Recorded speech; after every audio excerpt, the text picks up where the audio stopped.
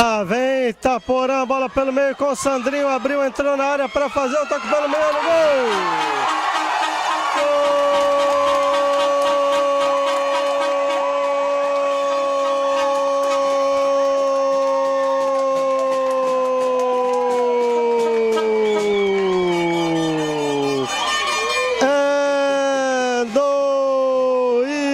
Itaporã, Cristiano, aos 28 minutos deste primeiro tempo, na jogada pela direita do Sandrinho, a arrancada forte, o toque pelo meio, a bola ia entrando, chegou Cristiano para complementar e fazer 1 Itaporã, 0 Urso de Mundo Novo. Jair Portari.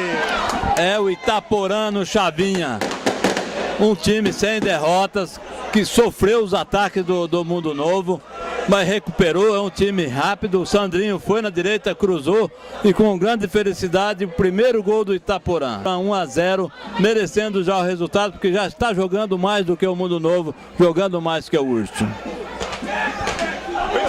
Aí o Preto. Chegou ali o Sandrinho. De lado, olha o chute!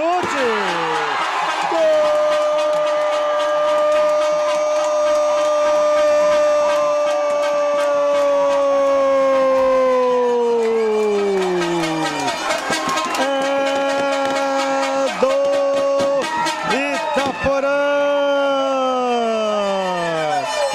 Pancho!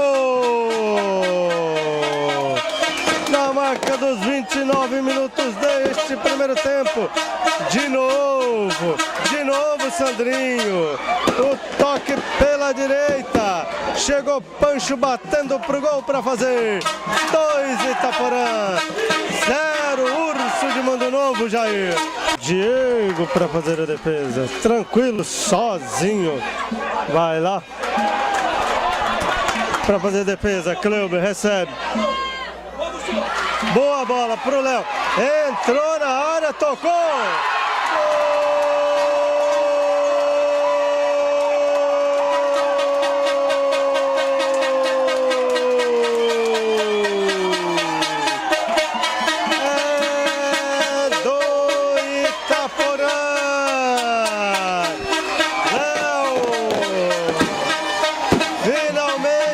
acertou! Finalmente o Léo foi para a rede. Na jogada individual pelo meio, na saída do goleiro Preto. Tocou para fazer 3 Itaporã, 0 Urso de Mundo Novo. É assim que faz, Léo, com categoria, entrou na área numa jogada pela direita com o Kleber, entrou na área, olhou, o goleiro saiu e tocou no canto, um belo gol, uma bela jogada do Itaporã.